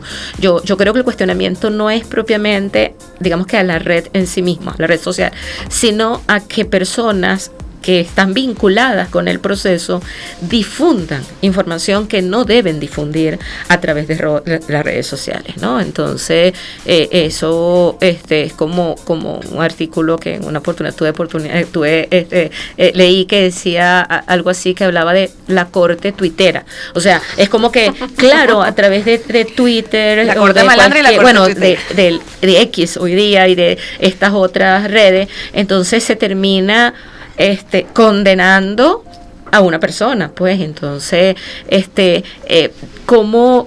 Si hay una decisión a su favor a nivel judicial, esas mismas redes no difunden que esa persona fue absuelta. Eso te iba a decir. Esas mismas redes no difunden que la fiscalía no consiguió elementos para acusarla, por ejemplo. O que cuando comete un acto de responsablemente de haber incurrido en algo contra alguien, pues pedirse esta disculpa. Eso nunca va a pasar. Y es lo que haría más humilde quizás un trabajo como ese. Así es. Doctora, no podemos dejar de preguntarle sobre el sistema penitenciario en Venezuela. Y sé que la pregunta es muy abierta, muy amplia, pero bueno, ya estamos hablando de cómo una persona puede ingresar en el sistema de justicia por una admisión de hechos porque el juicio lo haya demostrado. Volvamos ahora a esa parte como final de la ejecución. Esa parte del sistema penitenciario, ¿cómo lo ves? ¿Cuál es tu visión dentro de unos pocos años o en corto tiempo sobre el sistema penitenciario en Venezuela? ¿Cuál sería un aporte importante quizás desde la academia para mejorar el sistema penitenciario? Mira, es que yo creo que el sistema penitenciario en Venezuela solamente puede mejorar con, digamos que con voluntad, con disposición para hacerlo. Creo que la etapa de ejecución hoy día es una fase del proceso penal. Eso es una de las bondades del Código Orgánico Procesal Penal, que trató de humanizar la fase de ejecución, confiándole su supervisión a un juez, por aquello de que el Poder Judicial no se debe desentender de las consecuencias de sus actos, ¿no? Creo que es una de las áreas más débiles, y lo ha sido siempre. Lo fue antes del COP y lo ha sido después del COP. Antes del COP, de hecho, precisamente toda la situación de hacinamiento carcelario, las condiciones infrahumanas en que se encontraban los presos en Venezuela, fue uno de los factores desencadenantes para que las cámaras legislativas en su momento le ordenaran a la Comisión Legislativa del Congreso abordar la reforma del sistema de justicia penal. Creo que el COP hizo un aporte y un intento muy importante con esa judicialización de la fase, con establecer ya de manera como más sistemática cómo debían el funcionamiento de esos beneficios en fase de ejecución. Creo que ha sido una parte muy olvidada. El hecho de que exista incluso un Ministerio de Servicios Penitenciarios que no existía antes no significa que se le haya dado mayor importancia a esa fase, ni siquiera el que haya hoy día un Código Orgánico Penitenciario.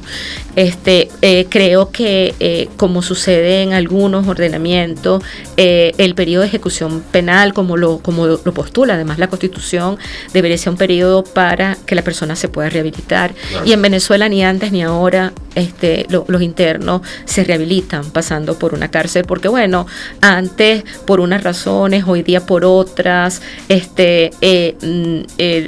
han llevado a que la cárcel no haya dejado de ser una escuela del delito.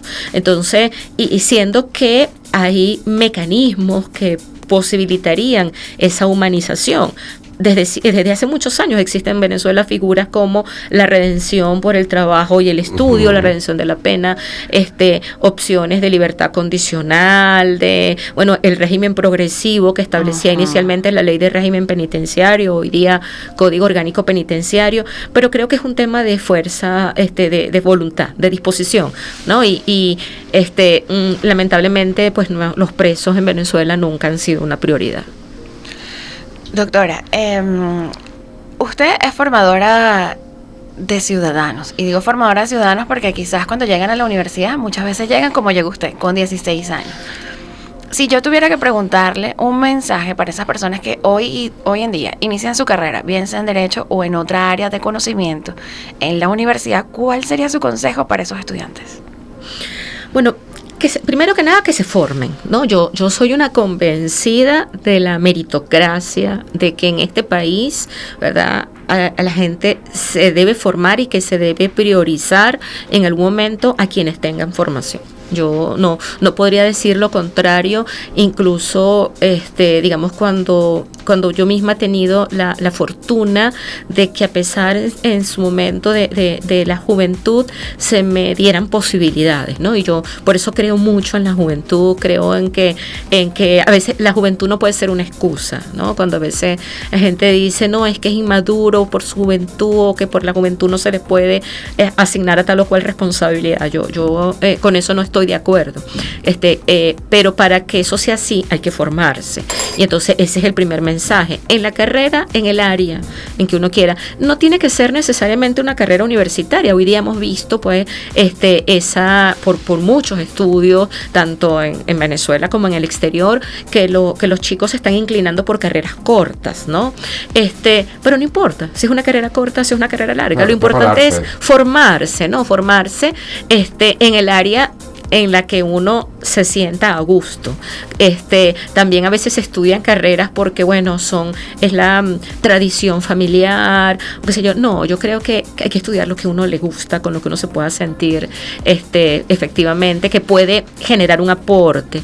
En el caso particular de Derecho, yo creo que en Venezuela hay mucho que hacer.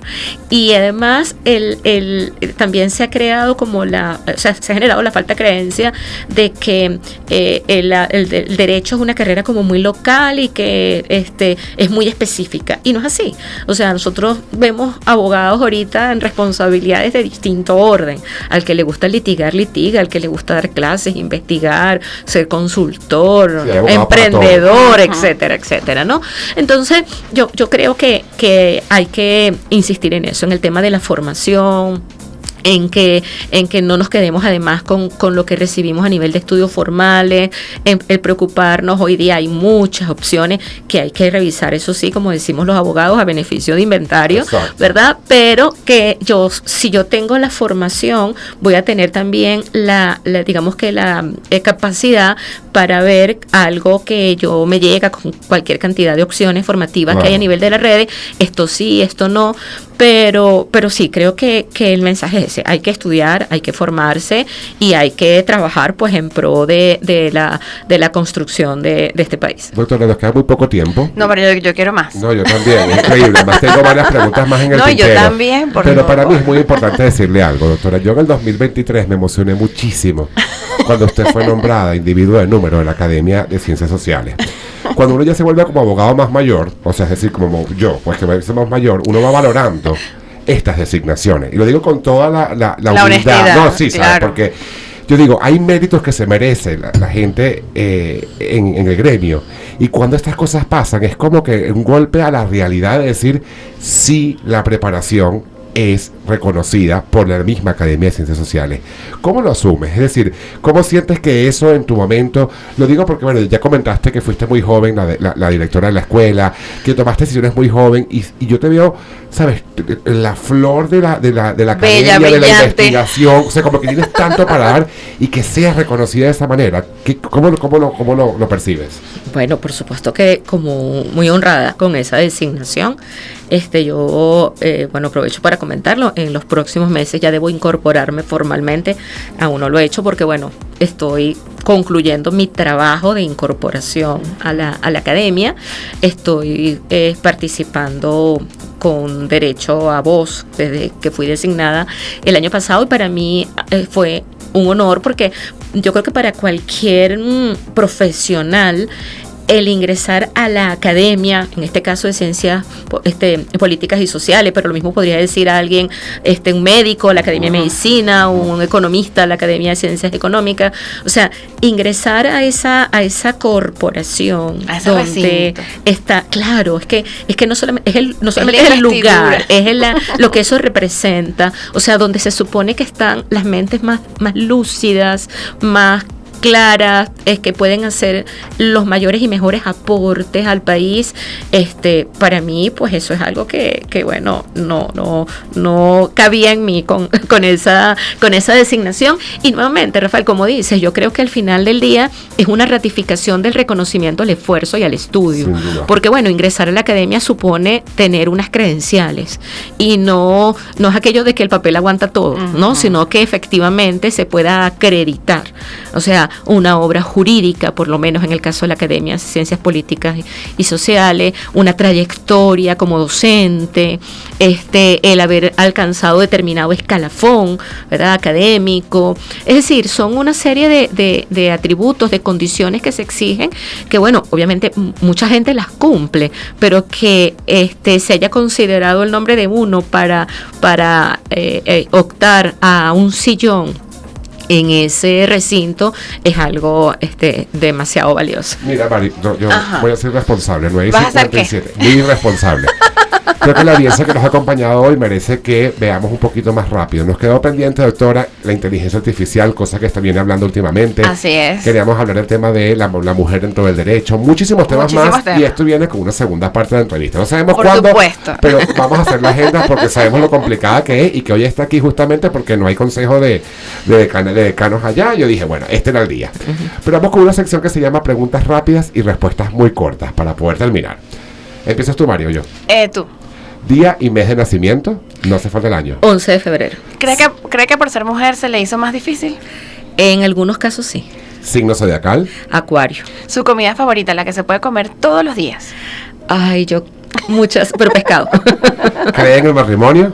Sí. ¿Playa o montaña? Ambas. ¿Cuántos hijos tiene, doctora? 3. Su actividad Aparte del favorita. COP. El cop está rebelde todavía. El que se porta peor. Mire, baila. Sí. ¿Cuál es su hobby favorito, además de la academia, de estudiar y todo lo demás? ¿El hobby que usted realiza con frecuencia? Bueno, leer. Eso. ¿Qué tipo de música escucharía sin problema todos los días? Yo escucharía todo el tiempo merengue. ¿Su libro de cabecera? ¿O el que recomendaría? ¿O el que recomienda? No También tiene que son ser derecho, puede ser cualquier cosa. bueno, mismo todos los libros, libro. todos los libros, no. Usted se ha leído Todos de los Magali libros Vázquez. de John Grisham, me encantan. Doctora, ¿hay casos indefendibles? No debería, pero los hay. ¿Cómo quiere ser recordada la doctora Magali Vázquez en los próximos 40 años en una frase? Como una mujer que hizo algo por su país. Ay, y demás. Ay, qué bella. Y demás. Doctora, yo estoy muy complacido, de verdad. Sí. Hoy ha sido, si se dieron cuenta, la gente que escucha el programa con frecuencia sabe que yo interrumpo y doy y nos caemos a golpes. Mario, yo voy a preguntar. O sea, hoy sentí de verdad No, es que me creo que senté- no podíamos ni hablar porque estábamos aquí embelesados con la doctora. Y créame que de verdad este es el sentir y estamos muy complacidos. Sí. Es una entrevista que para mí Es vale un muchísimo. lujo. Sí, oro, Rafael, la venderemos. La verdad. Vamos a monetizar. Está su hija por acá. Vamos a hablar de negocio, doctora. No, mentira. Doctora, gracias sí, por venir. muchísimas ¿Dónde gracias. la pueden contactar? Yo sé que sus alumnos saben, pero sus Ajá. redes, ¿cómo pueden saber de usted? ¿Dónde la siguen? Exacto, si quieren alguna consulta, ¿cómo la contactan? Bueno, yo estoy fundamentalmente en la Universidad Católica Andrés Bello, donde soy la secretaria general actualmente, pero bueno, estoy en las redes sociales, en X, Mavázquez es mi usuario, en Instagram también, en Facebook, Maga Vázquez G, y bueno, por ahí me pueden ubicar. Te Buenísimo. queremos mucho, doctora. Gracias por todo lo que has dado al derecho y gracias por habernos Gracias por haber acompañado venido hoy. el día de hoy. Pero bueno, amigos, hemos llegado al final de este nuevo episodio de Aquí se habla legal radio. Gracias a la doctora Magali Vázquez por habernos acompañado en estos minutos y sobre todo muchas gracias a quienes nos han acompañado desde la web o la aplicación en el live y en YouTube próximamente. El programa y la entrevista serán revisadas luego en todas nuestras redes sociales. Por favor, Rafa, que no debe olvidar nuestra audiencia. No debe olvidar sintonizarnos todos los lunes de 8 a 10 de la mañana a través de RQ 910. Atentos a sus comentarios como siempre en nuestras redes sociales como @aquí se habla legal e igualmente por nuestro WhatsApp legal que es el 0412-5820292 y nuestra cuenta de la casa @RQ 910. Agradecimiento especial a la dirección general, César Javier González, en la gerencia RQ 910, Alejandro Moreno, en la coordinación, Rosemary Llanes. como operador al aire, el consentido, ya no de la tibia, No, sino de la no. radio, Es Carlos nuestro Poche. consentido. Carlos Poche, @tu Poche, como productores de este espacio. Aquí se habla legal. Y quien les habló, Rafael Armando Rodríguez, con certificado de locución número 59673. Y María Angélica Betancourt, certificada de locución número 59645. Aquí Solo Legal Radio es una producción nacional independiente bajo el número. 32177. Y llegamos a ustedes gracias a los amigos de Organización Jurisprudencia del Trabajo, el aliado legal, laboral y tributario para el funcionamiento de toda empresa que opera en Venezuela. Síguenos como @OJDT Online en Instagram y de Lexus App, la inteligencia artificial de los abogados en Venezuela y Latinoamérica. Síguelos como @LexusApp en Instagram. Nuestro WhatsApp legal es gracias a @panita móvil, porque un panita. Nunca te abandona. Y recuerde que la migración responsable en los Estados Unidos se realiza con el apoyo de nosotros junto con el equipo de @Visa Talento piso bajo USA. Síguelos. Ha sido un placer. Nos vemos nuevamente el próximo lunes con más normas, artículos, casos insólitos, actualidad jurídica, asesoría y mucho más en el Morning Show Jurídico de la Radio Venezolana. No olviden que nuestra intención siempre será hacerles vivir el derecho sin necesidad de ser abogados, porque aquí, Rafa, se habla legal. Gracias. Feliz inicio de semana, feliz inicio Feliz de mes. retorno a todas sus actividades. Nuevo mes, nuevas oportunidades. Sayonara. Bonita semana.